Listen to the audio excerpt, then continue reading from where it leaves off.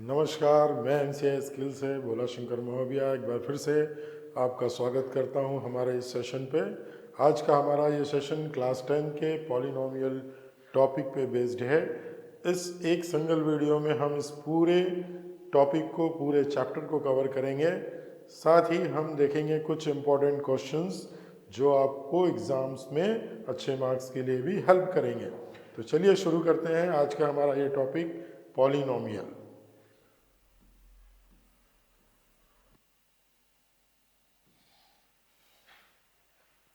तो आज का हमारा टॉपिक है पॉलिनोमियल। सबसे पहले हम समझते हैं कि ये पॉलिनोमियल शब्द का मतलब क्या होता है। एक्चुअली पॉलिनोमियल जो है वो दो वर्ड से मिलकर बना हुआ है। फर्स्ट है पॉली और सेकंड है नोमियल। पॉली का मतलब होता है मैनी और नोमियल का मतलब होता है टर्म्स।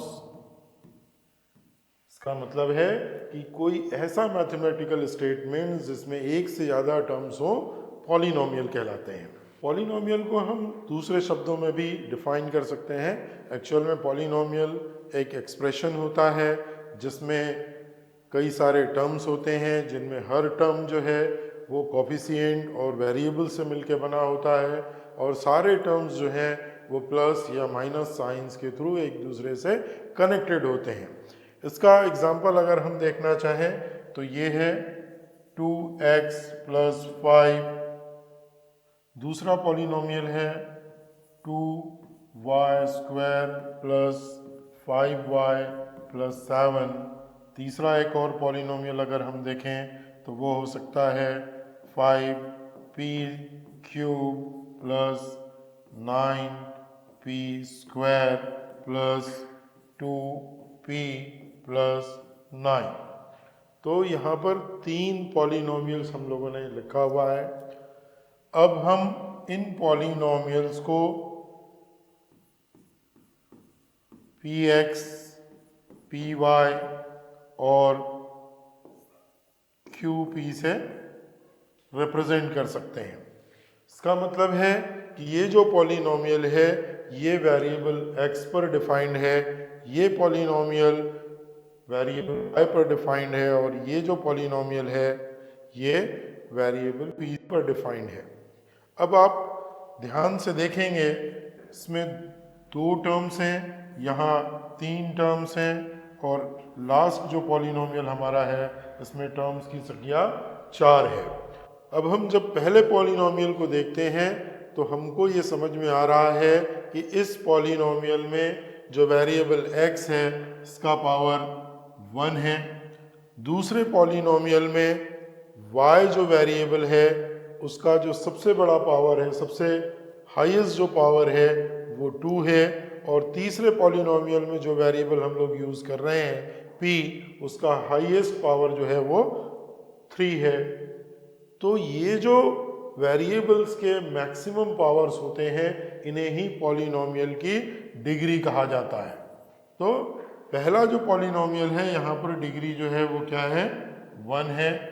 दूसरे पॉलिनोमियल की जो डिग्री है वो 2 है और तीसरे पॉलिनोमियल की जो डिग्री है वो 3 है।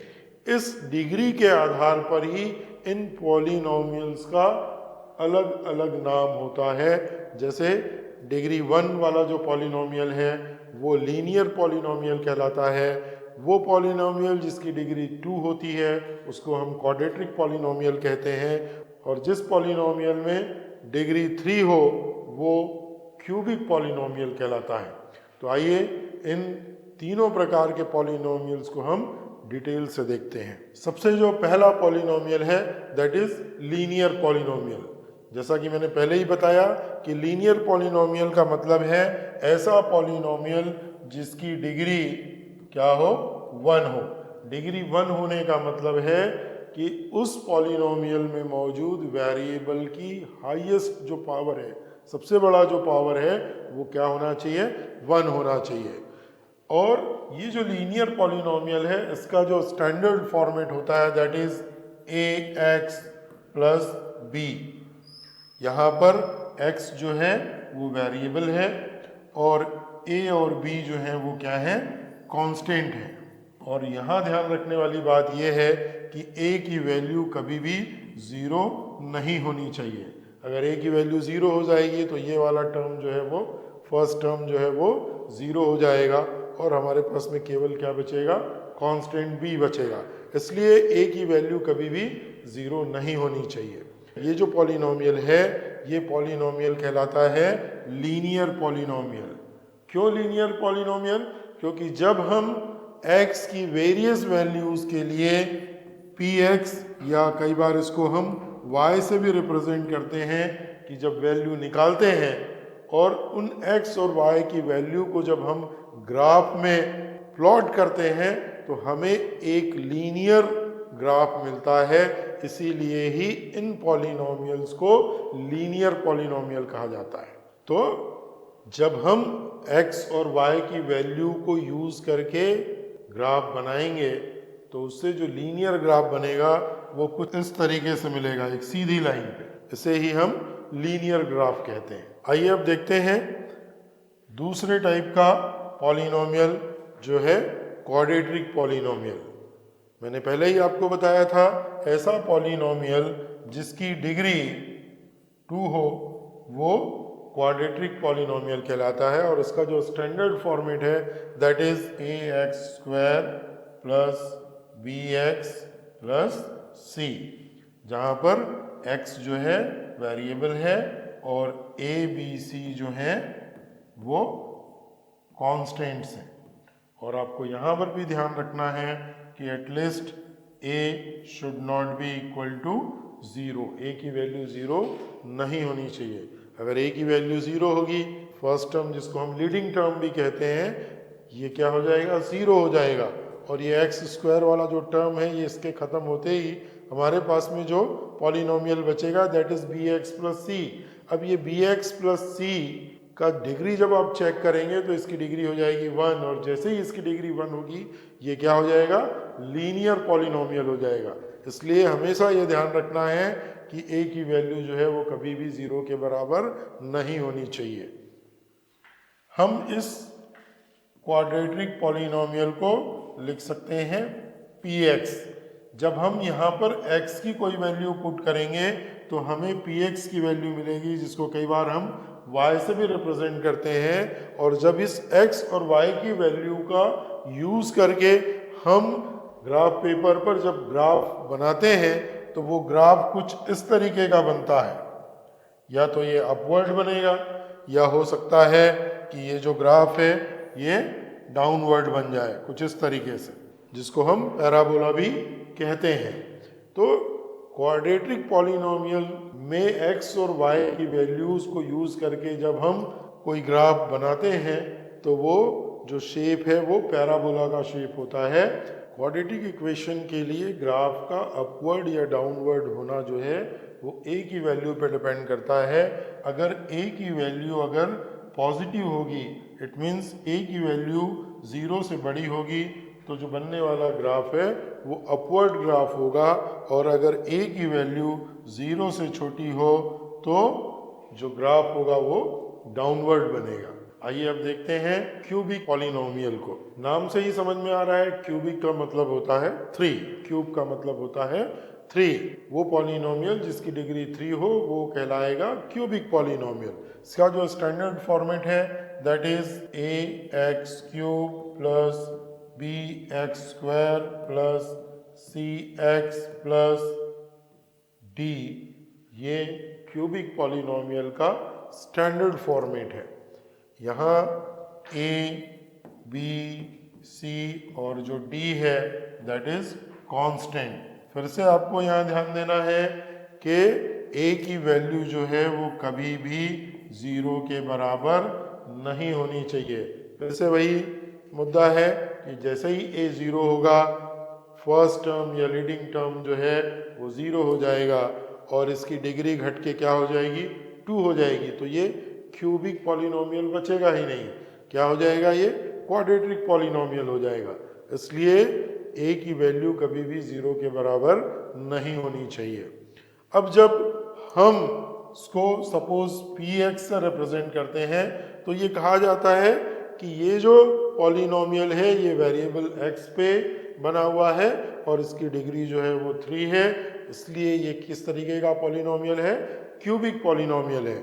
अब जब हम x की अलग अलग वैल्यूज़ के लिए px या y की वैल्यूज़ को निकालते हैं और इन x और y की वैल्यूज़ का उपयोग करके जब हम ग्राफ बनाते हैं तो वो ग्राफ जो है वो कुछ इस तरीके से बनता है।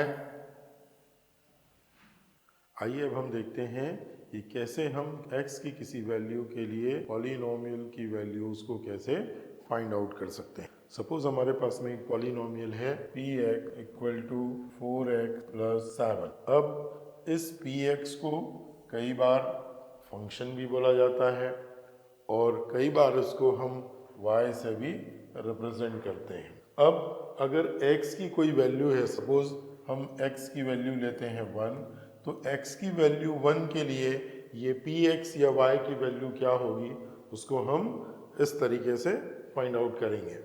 हमें x की वैल्यू 1 के लिए px की वैल्यू निकालना हो तो हम लिखेंगे p1 इक्वल टू जहाँ जहाँ पर आपको x मिलेगा उस x को हमको 1 से रिप्लेस करना है। तो ये क्या हो जाएगा 4 इंटू 1 प्लस 7। देन जब आप इसको सॉल्व करेंगे तो ये आएगा 4 प्लस 7 इक्वल टू 11। तो यहाँ P1 की वैल्यू हमें क्या मिल रही है 11। तो हम क्या कहेंगे x इक्वल टू 1 के लिए Px की वैल्यू क्या है 11 है। इसी को हम क्वाड्रेटिक पॉलिनोमियल में भी देखते हैं। सपोज हमारे पास में x की वैल्यू है 2 और हमारे पास में जो क्वाड्रेटिक पॉलिनोमियल है वो है suppose 2x square plus 3x plus 7।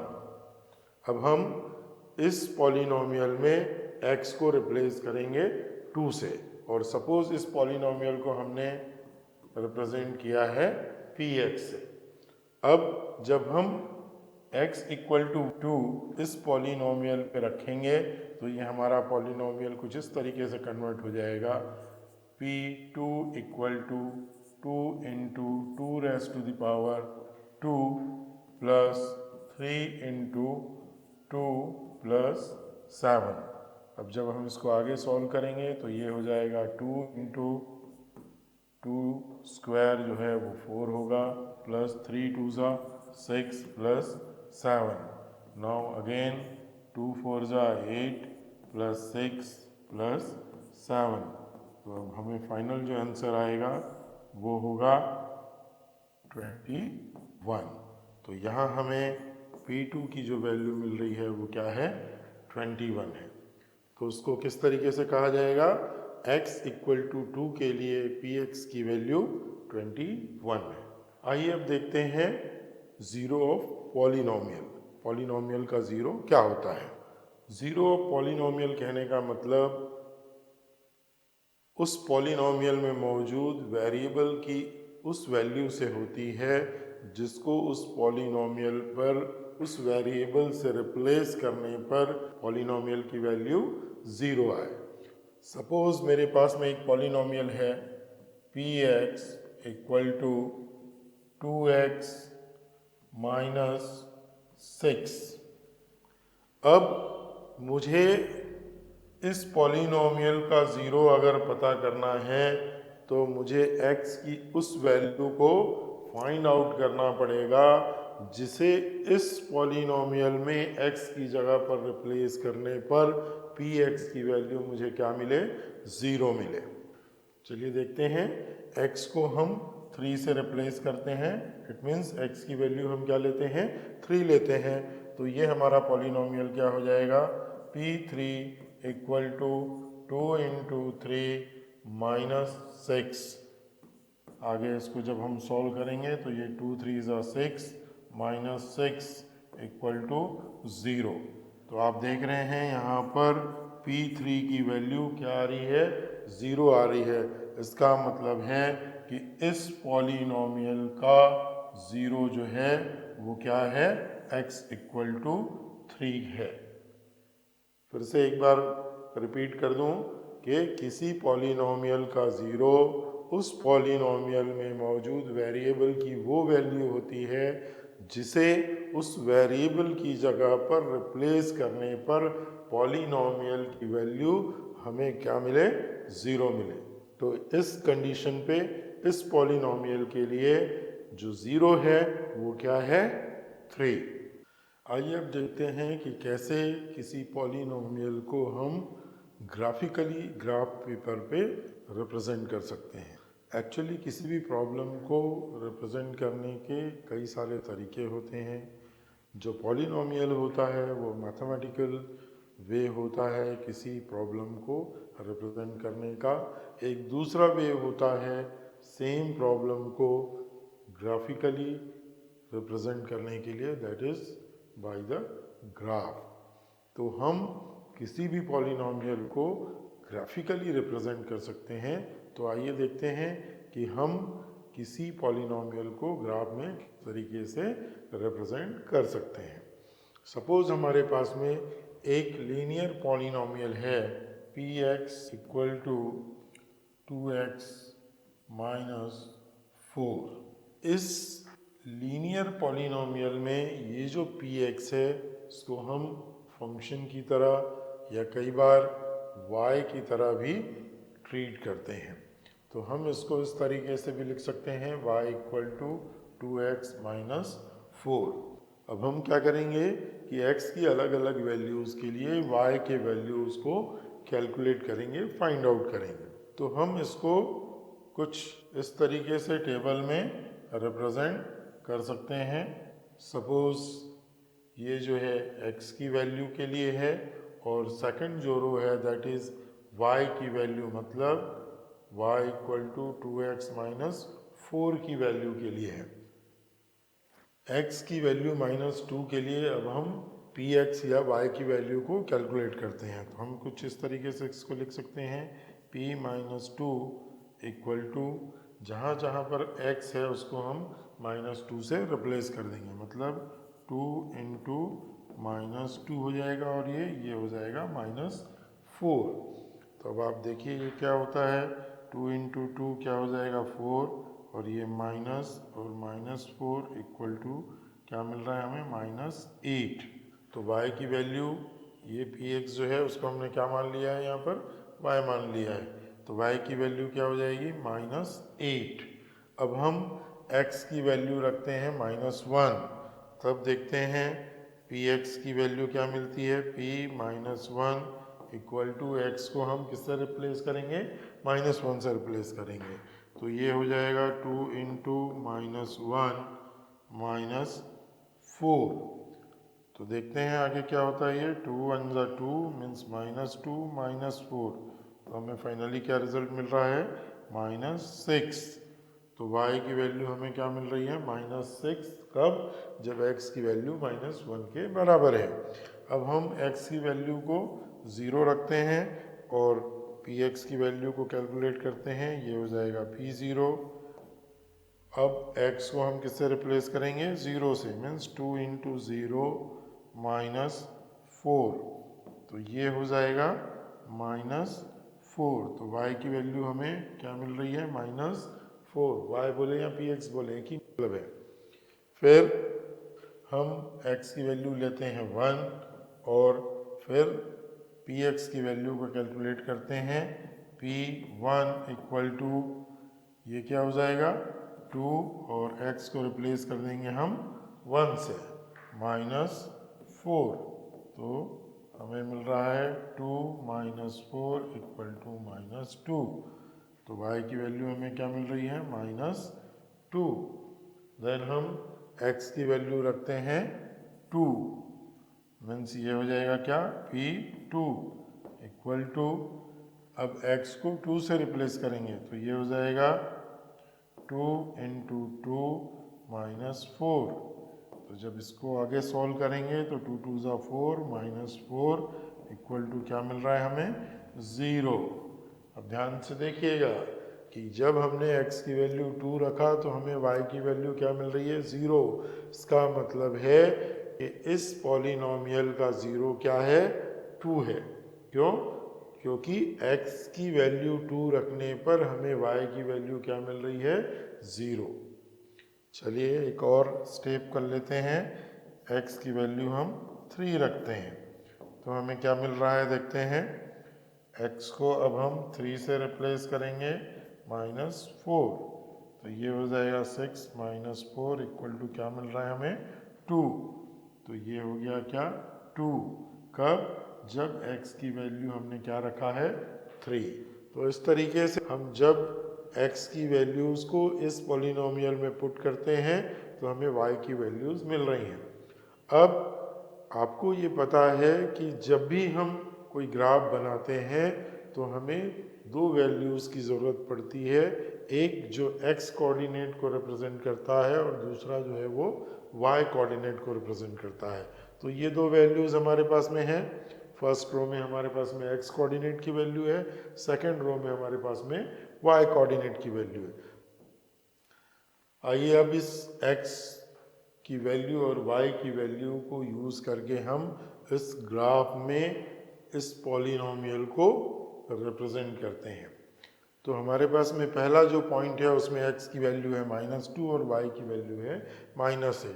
तो x की वैल्यू -2 मतलब यहाँ कहीं पर, और y की वैल्यू -8 मतलब यहाँ नीचे।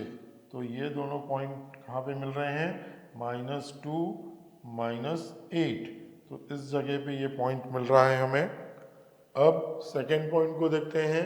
सेकेंड पॉइंट में x की वैल्यू है -1 और y की वैल्यू है -6। तो ये हुआ x की वैल्यू -1 और y की वैल्यू -6, मतलब वो पॉइंट कहाँ होगा, यहाँ कहीं होगा। फिर थर्ड में हम देखते हैं जब x की वैल्यू 0 है तो y की वैल्यू -4 है। इट मीन्स ये y एक्सिस पे होगा, -4।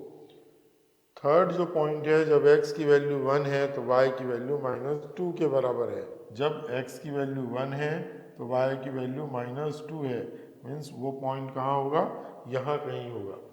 फिर फोर्थ जो पॉइंट है उसमें x की वैल्यू जब 2 है तो y की वैल्यू 0 है।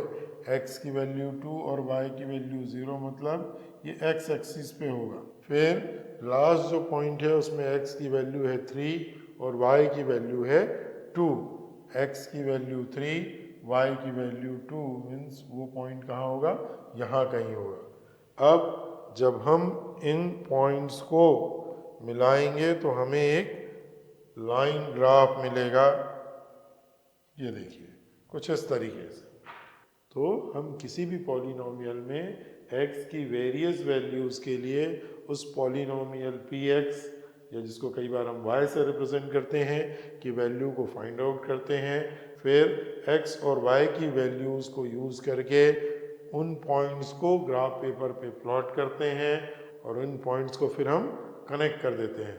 अगर वो लीनियर पॉलिनोमियल है तो हमें एक सीधा लाइन मिलेगा, अगर वो क्वाड्रेटिक पॉलिनोमियल है तो हमें पैराबोला की तरह कोई शेप मिलेगा। आइए अब देखते हैं कि ग्राफ में किसी लीनियर पॉलिनोमियल के ज़ीरो को कैसे हम आइडेंटिफाई कर सकते हैं। ध्यान रखिए, फिर से आपको मैं बता रहा हूँ कि किसी पॉलिनोमियल का ज़ीरो x की वो वैल्यू होती है जिसके लिए उस पॉलिनोमियल या फंक्शन या आप उसे y कह लीजिए की वैल्यू क्या हो, 0 हो। y की वैल्यू 0 कब होती है, जब ग्राफ x एक्सिस को क्रॉस करता है, क्योंकि जब ग्राफ x एक्सिस को क्रॉस करता है उस समय पर ही y की वैल्यू जो है वो 0 के बराबर होती है। इट मीन्स जहाँ जहाँ पर भी कोई ग्राफ x एक्सिस को क्रॉस कर रहा है वो पॉइंट पे x की जो वैल्यू है उस पॉलिनोमियल या उस ग्राफ की क्या होगी, 0 कहलाएगी। जैसे इस ग्राफ में अगर हम देखते हैं तो ये जो पॉइंट है इस जगह पर, इस पॉइंट पर ये जो लाइन ग्राफ है, ये जो लाइन बन रही है वो x एक्सिस को क्रॉस कर रहा है। तो इस पॉइंट पर जो x की वैल्यू होगी वो इस पॉलिनोमियल के लिए 0 होगी। सेम आप इस ग्राफ में देख सकते हैं, यहाँ पर ये जो लाइन है वो एक्स एक्सिस को क्रॉस कर रहा है, तो इस पॉइंट पे एक्स कोऑर्डिनेट जो होगा इस पॉलिनोमियल का, इस लाइन को रिप्रेजेंट करने वाले पॉलिनोमियल का ज़ीरो कहलाएगा। सेम यहाँ पर देखें तो ये ज़ीरो होगा, ये ज़ीरो होगा, सेम यहाँ पर ये ज़ीरो होगा। और अगर इस ग्राफ में आप देखेंगे तो ये जो लाइन है, ये लाइन कहीं पर भी एक्स एक्सिस को क्रॉस नहीं कर रही है।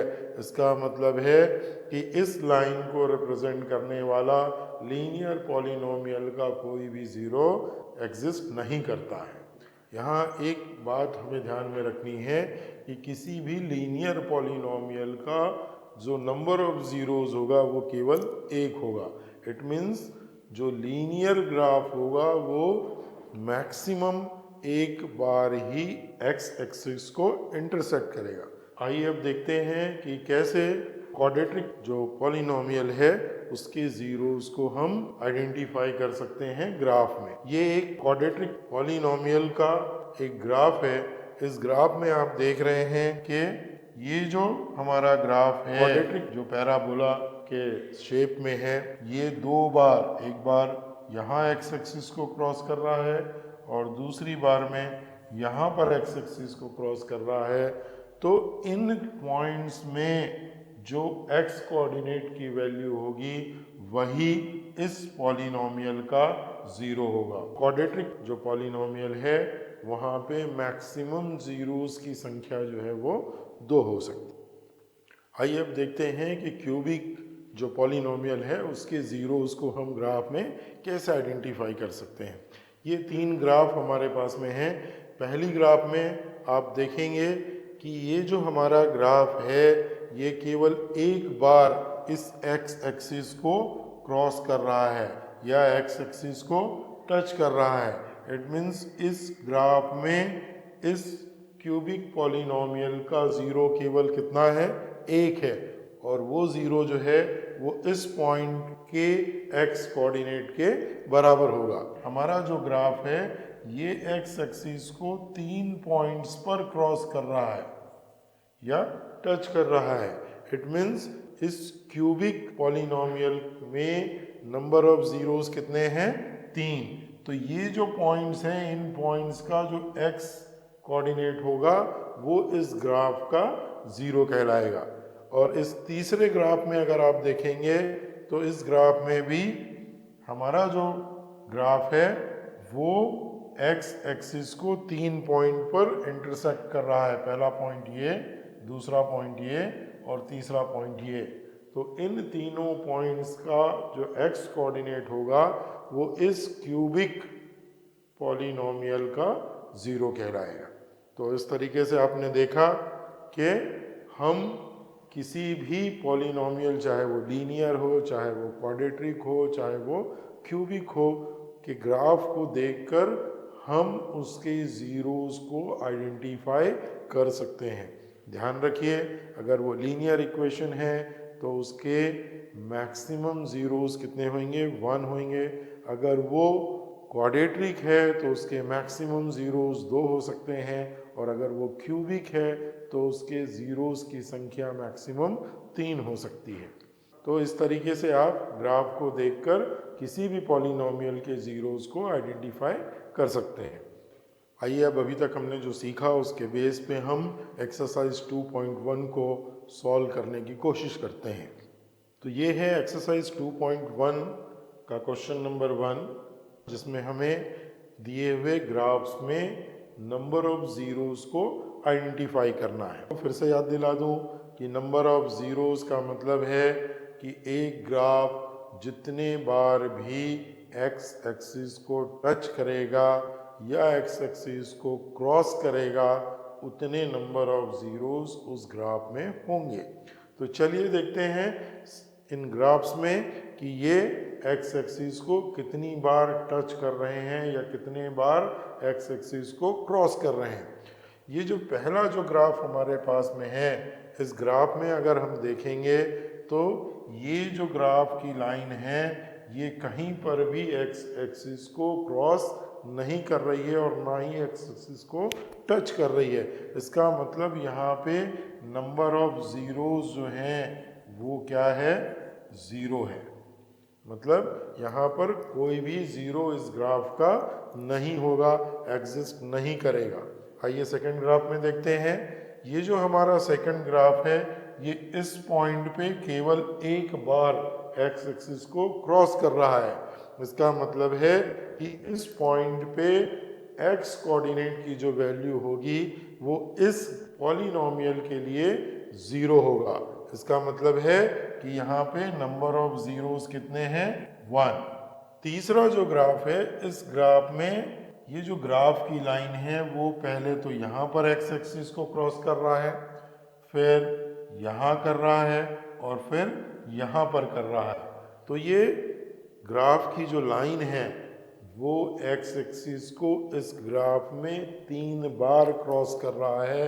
इसका मतलब है कि यहाँ पर नंबर ऑफ ज़ीरो 3 है। इस ग्राफ में देखते हैं, इस ग्राफ में भी ये जो ग्राफ की लाइन है ये एक्स एक्सिस को पहले यहाँ क्रॉस कर रही है, फिर दूसरी बार यहाँ पर क्रॉस कर रही है। मतलब ये एक्स एक्सिस को 2 बार क्रॉस कर रही है, इसलिए यहाँ पर नंबर ऑफ ज़ीरो क्या होगा, 2 होगा। फिफ्थ नंबर के ग्राफ में देखते हैं कि ग्राफ की लाइन जो है पहले बार यहाँ पर एक्स एक्सिस को क्रॉस कर रही है, फिर दूसरे बार यहाँ पर कर रही है, तीसरे बार यहाँ पर कर रही है और चौथे टाइम यहाँ पर कर रही है। तो ये 4 बार एक्स एक्सिस को क्रॉस कर रही है। इसका मतलब है कि नंबर ऑफ ज़ीरो इस ग्राफ के लिए क्या होगा, 4 होगा। आइए देखते हैं लास्ट ग्राफ को। इस ग्राफ में जो पॉलिनोमियल को रिप्रेजेंट करने वाली लाइन है वो पहली बार यहाँ पर एक्स एक्सिस को क्रॉस कर रहा है, दूसरी बार क्रॉस तो नहीं कर रहा पर टच जरूर कर रहा है यहाँ पर, तो वो भी एक ज़ीरो होगा। और तीसरी बार यहाँ पर ये एक्स एक्सिस को टच कर रहा है। इट मीन्स इन तीनों पॉइंट्स में जो एक्स का कोऑर्डिनेट होगा वो इस ग्राफ का ज़ीरो होगा। तो यहाँ पर भी नंबर ऑफ ज़ीरोज़ क्या है, 3। तो ये था एक्सरसाइज 2.1 का सॉल्यूशन। आइए अब देखते हैं कि हम कैसे एक पॉलिनोमियल को फैक्टराइज कर सकते हैं। ये हमारे पास में एक पॉलिनोमियल है 6x² + 21x + 9। सबसे पहले तो हमें ये देखना है कि क्या यहाँ कुछ भी ऐसा है जिसको हम कॉमन ले सकते हैं, कॉमन कर सकते हैं। देखिए यहाँ पे हम इसको लिख सकते हैं 3 × 2x², हम 21 को लिख सकते हैं 3 × 7x और 9 को हम लिख सकते हैं 3 × 3। अब अगर इसको आप ध्यान से देखेंगे तो तीनों ही टर्म में हमारे पास में 3 है, तो उस 3 को हम बाहर ले लेते हैं। फिर हमारे पास में जो पॉलिनोमियल बचेगा दैट इज़ 2x² + 7x + 3 है। अब हम इस पॉलिनोमियल को टर्म स्प्लिट मेथड का यूज़ करके क्या करेंगे, फैक्टराइज करेंगे। तो मिड टर्म स्प्लिट मेथड में हम क्या करते हैं, x² का जो कोफिशिएंट है 2 और जो कांस्टेंट टर्म है 3, इसको पहले हम क्या करेंगे, मल्टीप्लाई करेंगे। इट मीन्स हम लिखेंगे 2 × 3। क्या मिल रहा है हमें, 2 × 3 = 6। अब इस 6 के हम वेरियस फैक्टर्स निकालेंगे। 6 के फैक्टर्स क्या हो सकते हैं, एक तो ये खुद है 2 × 3, नेक्स्ट फैक्टर हो सकता है 6 × 1, ये भी 6 के बराबर होता है। तो ये 2 फैक्टर्स हमें मिल गए हैं 6 के। अब हमको इन दोनों फैक्टर्स में से उस फैक्टर को चूज करना है जिसको आपस में ऐड करने या सब्ट्रैक्ट करने से हमें मिडिल टर्म में जो कोफिशिएंट है वो मिले। मीन्स हमको चाहिए क्या, 7। तो आप देखिए 2 + 3 को चाहे हम ऐड करें चाहे सब्ट्रैक्ट करें 7 नहीं मिलेगा। 6 × 1 में 6 और 1 को जब हम ऐड करते हैं तो वो 7 के बराबर होता है। तो हम ये वाला जो फैक्टर है उसको चूज करेंगे और क्या करेंगे, 6 + 1 = 7। मतलब जो मिड टर्म में जो 7 है उसको हम 6 + 1 से रिप्लेस करेंगे। तो ये हो जाएगा 3 2x², 7 को हम लिखने वाले हैं 6 + 1x + 3। आगे जब हम इसको सॉल्व करेंगे तो ये हो जाएगा 2x², x को डिस्ट्रीब्यूट कर देते हैं हम यहाँ पे, ये हो जाएगा 6x + x + 3। अगेन यहाँ हम देखते हैं हमारे पास में क्या कॉमन आ सकता है। दोनों जगहों पे 2 है, दोनों जगहों पे x है, तो हम इसको 2x को कॉमन ले लेते हैं। जब हमने 2x को कॉमन लिया तो यहाँ हमारे पास में बच रहा है x और यहाँ बच रहा है 3, प्लस यहाँ पर दोनों जगहों पे ऐसे तो कुछ भी कॉमन नहीं दिख रहा है, और जब कुछ भी कॉमन ना हो तब भी 1 कॉमन होता है। तो जब हमने 1 कॉमन ले लिया तो यहाँ हमारे पास में बच रहा है x + 3। आइए आगे चलते हैं। दोनों ही टर्म में x + 3 हमारे पास है। अगेन हम उसको कॉमन ले लेते हैं x + 3, तो अंदर हमारे पास में क्या बच जाएगा, यहाँ बचा 2x और यहाँ बच रहा है क्या, +1। तो इस तरीके से हमने इसको फैक्टराइज कर दिया। क्या मिल रहा है हमें, 3 × x + 3 और × 2x + 1। ये जो है फैक्टर है किसका, इस पॉलिनोमियल का।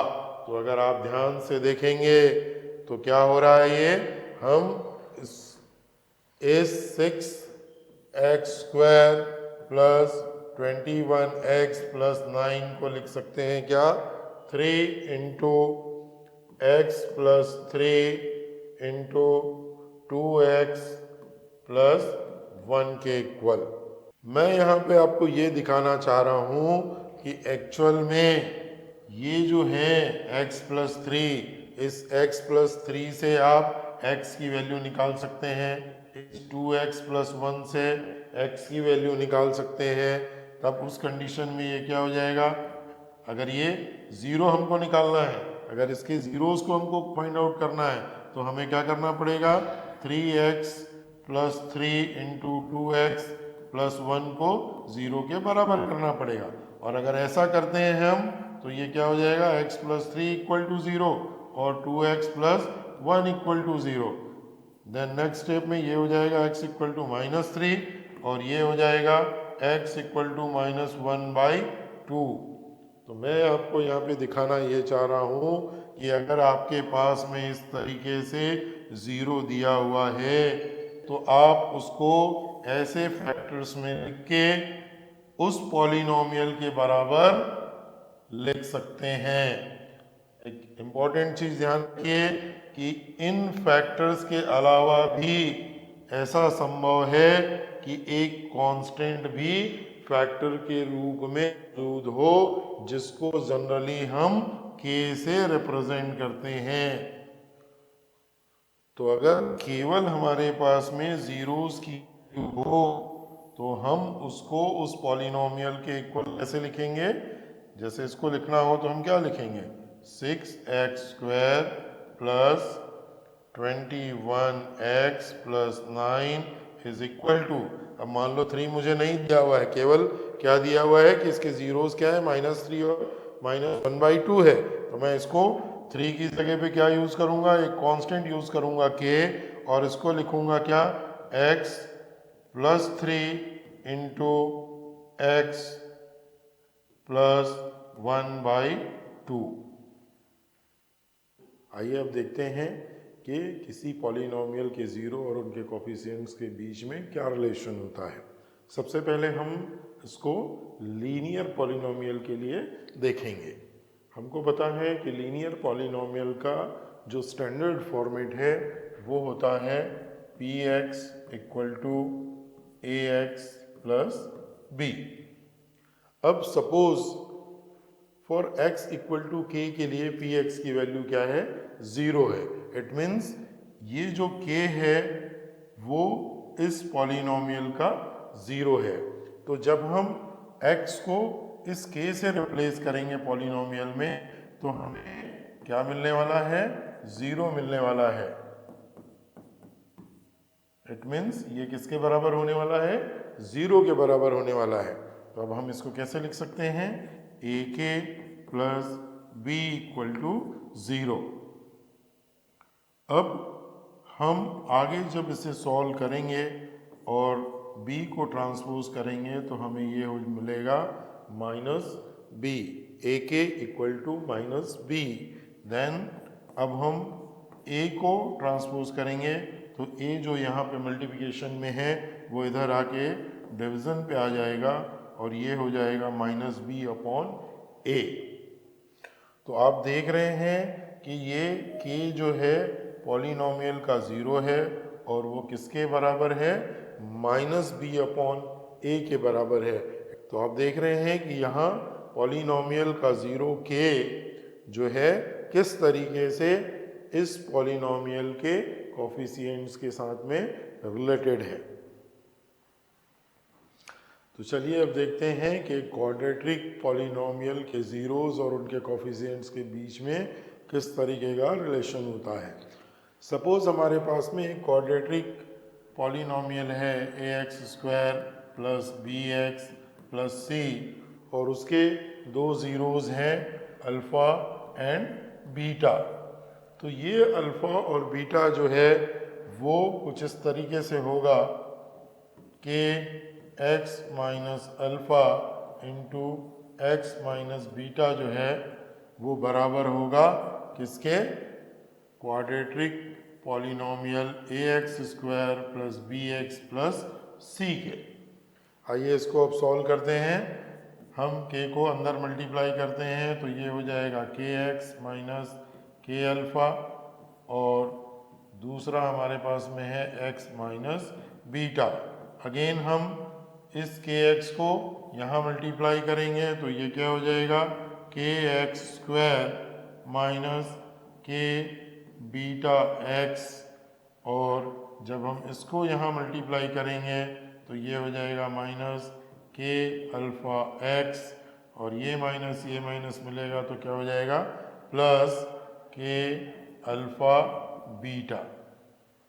आइए अब देखते हैं हमें कुछ कॉमन फैक्टर्स मिल रहे हैं क्या।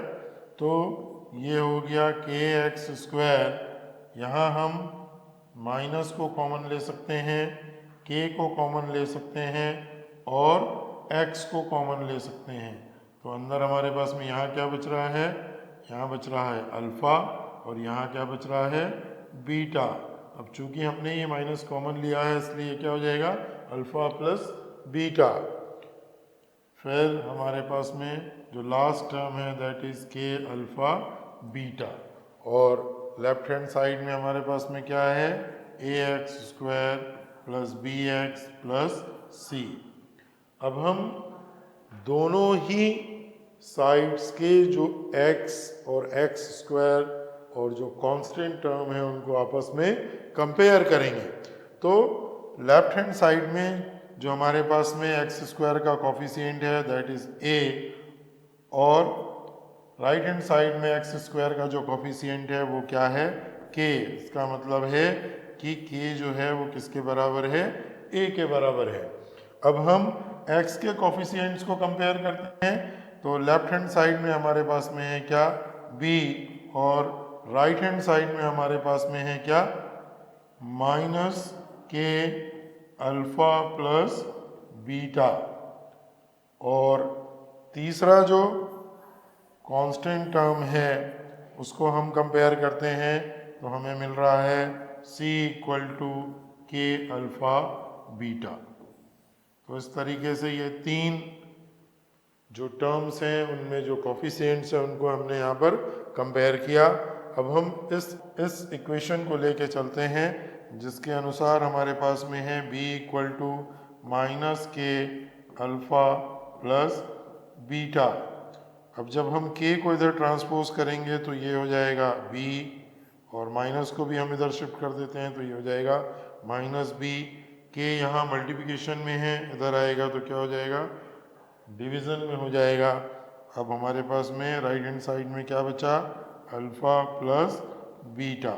अब इस k को हम किससे रिप्लेस करेंगे, a से रिप्लेस करेंगे तो ये हो जाएगा minus b upon a is equal to alpha plus beta. तो ये हमें पहला रिलेशन मिला है ज़ीरोज़ और उसके कॉफिशिएंट्स के बीच में। आइए अब जो थर्ड इक्वेशन है जो हमें कांस्टेंट टर्म्स को कंपेयर करके मिला है उसको लेके चलते हैं। तो ये है C इक्वल टू के अल्फ़ा बीटा। अब जब हम इस k को इधर ट्रांसपोज करेंगे तो ये मल्टीप्लिकेशन में है, इधर आके क्या हो जाएगा, ये डिवीज़न में आ जाएगा। तो ये हो जाएगा C अपॉन के, और हमारे पास में राइट हैंड साइड पे क्या बचेगा, अल्फ़ा इंटू बीटा। अगेन हम k को a से रिप्लेस करेंगे तो ये हो जाएगा C upon a equal to alpha into beta. तो ये दूसरा रिलेशन है क्वाड्रेटिक पॉलिनोमियल के ज़ीरोज़ और उनके कॉफिशिएंट्स के बीच में। तो पहला रिलेशन से हमें ये पता चल रहा है कि ज़ीरोज़ का जो एडिशन है वो माइनस बी अपॉन ए के बराबर होता है, जबकि ज़ीरोज़ का मल्टीप्लिकेशन जो है वो सी अपॉन ए के बराबर होता है। सपोज़ हमारे पास में एक क्यूबिक पॉलिनोमियल है, that is P X equal to A x cube plus B x square plus C x plus D, where a is not equal to 0, and let zeros of px is alpha, beta and gamma।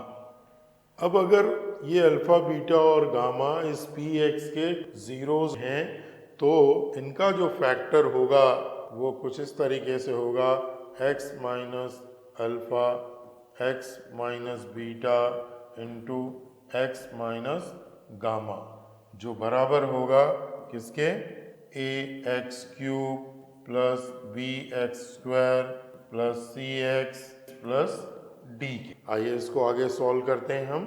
जब हम k को अंदर multiply करेंगे तो ये हो जाएगा के एक्स माइनस के अल्फ़ा, और इन दोनों को जब हम मल्टीप्लाई करेंगे तो ये हो जाएगा x square minus gamma x minus beta x plus beta gamma, और राइट हैंड साइड पे है a x cube plus B x square plus C x plus D.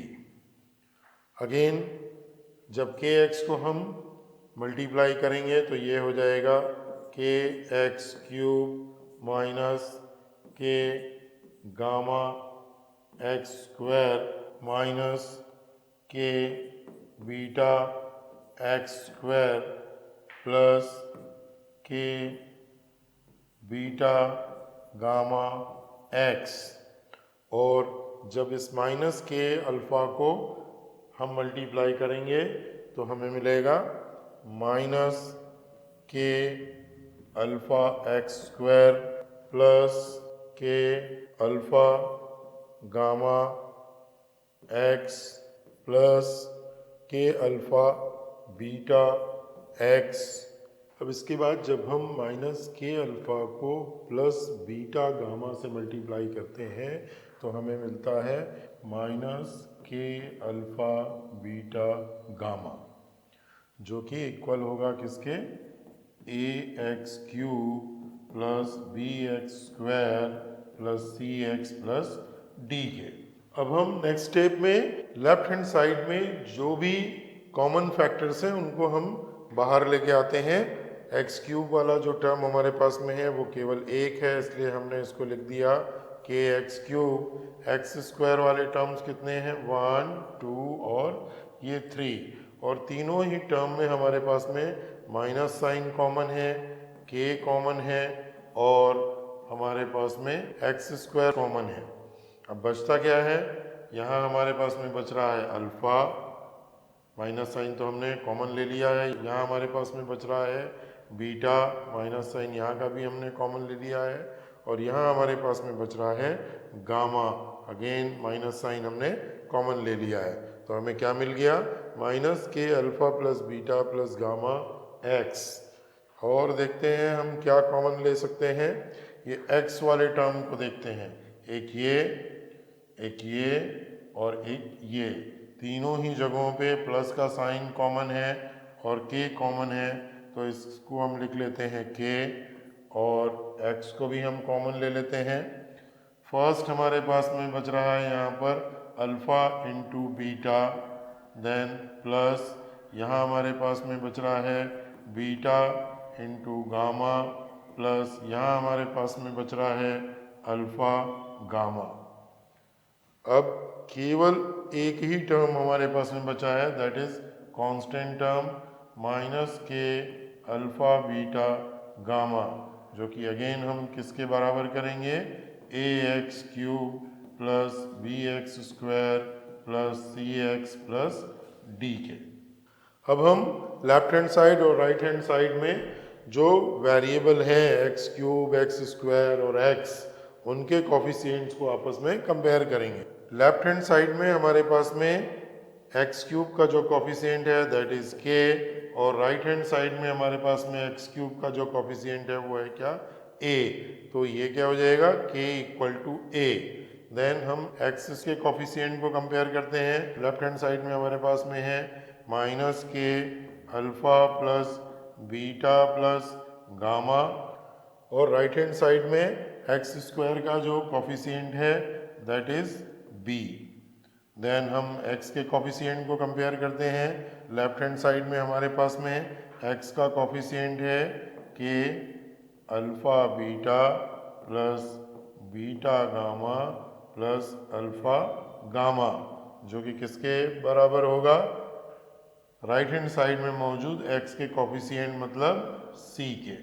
और लास्ट हमारे पास में बच रहा है constant term. Left hand side में हमारे पास में कांस्टेंट टर्म है माइनस के अल्फ़ा बीटा गामा, जो कि इक्वल होगा राइट हैंड साइड में मौजूद कांस्टेंट टर्म डी के।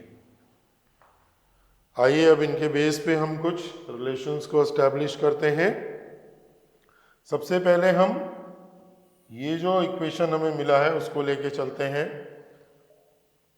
क्या है ये रिलेशन, माइनस के alpha plus beta plus gamma, जो कि इक्वल है किसके, बी के। अब ये जो k है, इस k को हम यहाँ से k इक्वल टू ए को यूज़ करते हुए a से रिप्लेस कर देंगे। तो ये क्या हो जाएगा, minus A alpha plus beta plus gamma equal to B. Then जब इस माइनस ए को हम ट्रांसपोज करेंगे तो ये क्या हो जाएगा, alpha plus beta plus gamma equal to minus b upon a. ये हमारा पहला रिलेशन है क्यूबिक पॉलिनोमियल में ज़ीरोज़ और उसके कॉफिशिएंट के बीच में।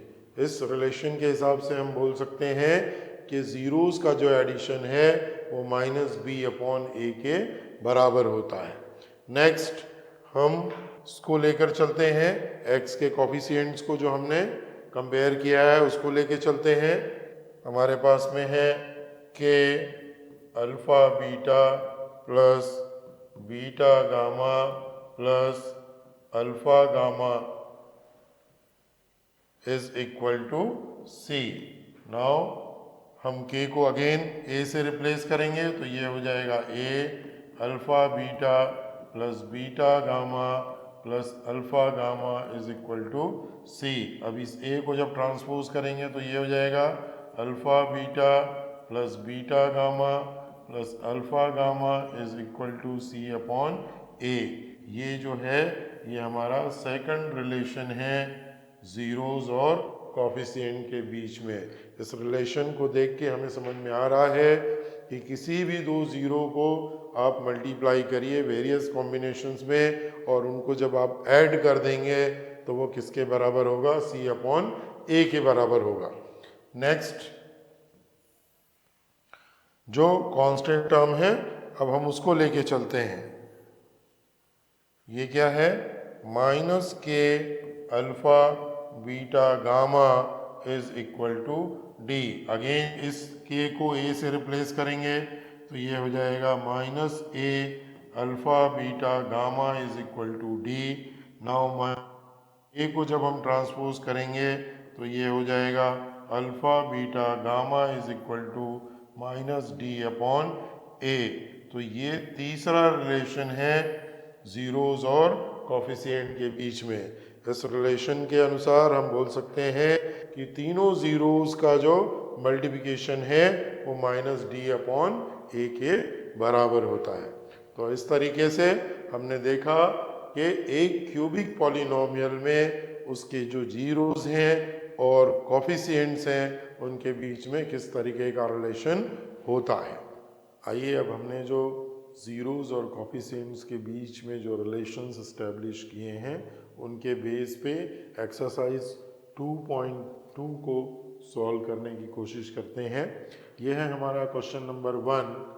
ये कहता है कि find the zeros of the following quadratic polynomial and verify the relationship between the zeros and the coefficients.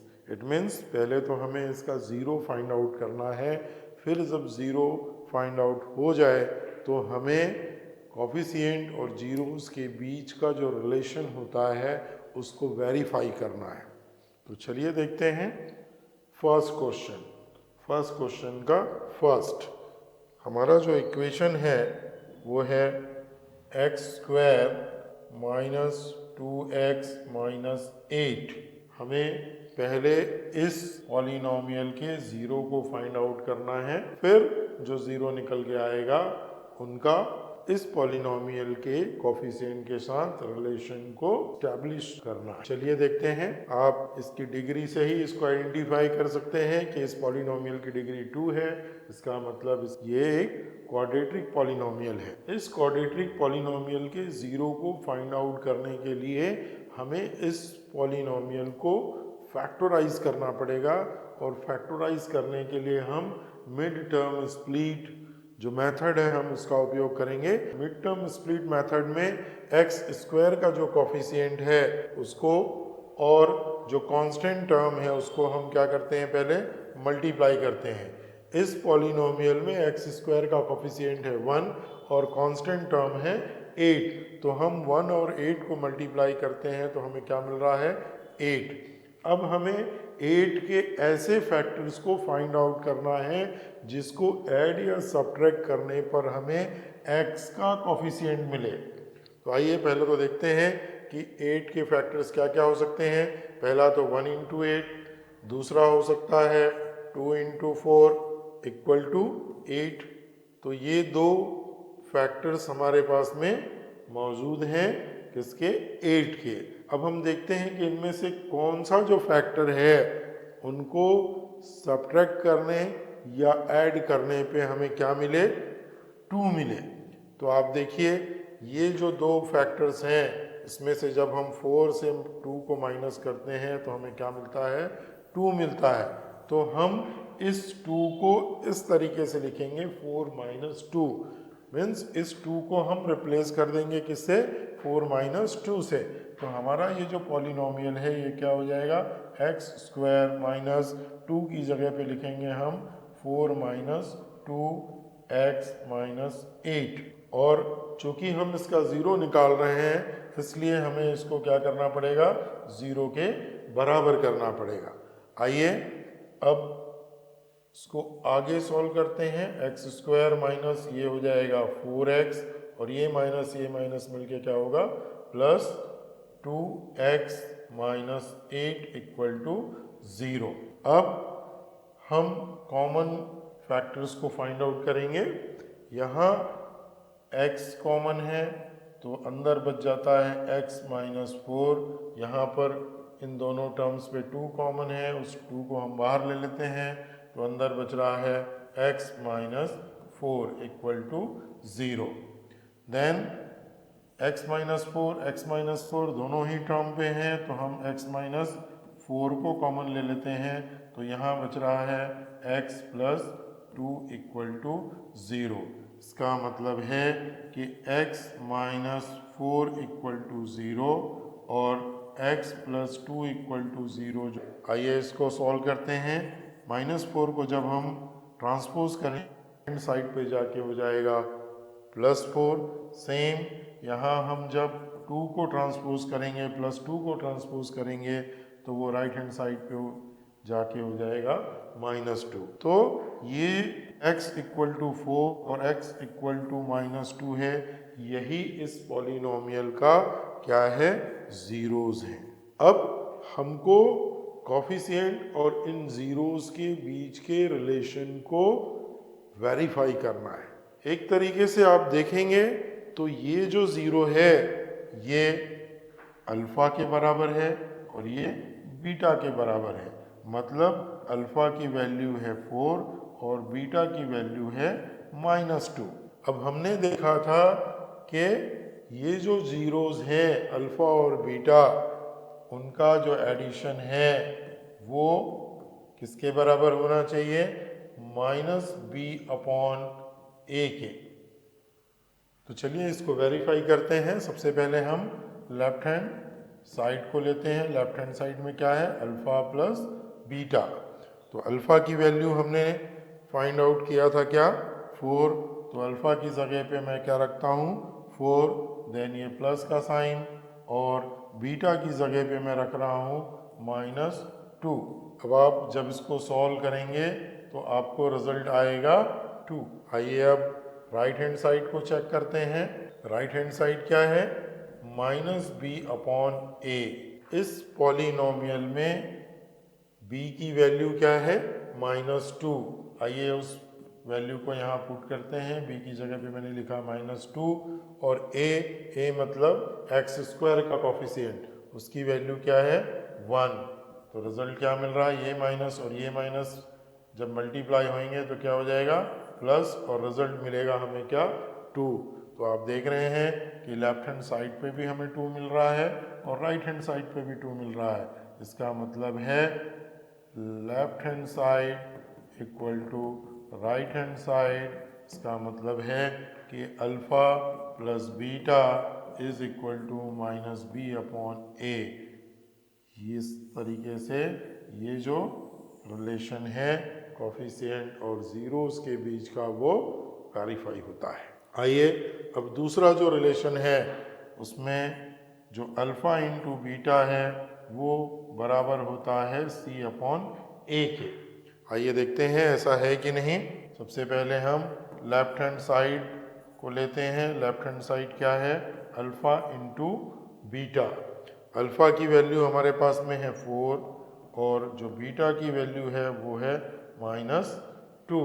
और जब इन दोनों को हम मल्टीप्लाई करेंगे तो हमें रिजल्ट क्या मिलता है, -8। आइए अब राइट हैंड साइड को देखते हैं।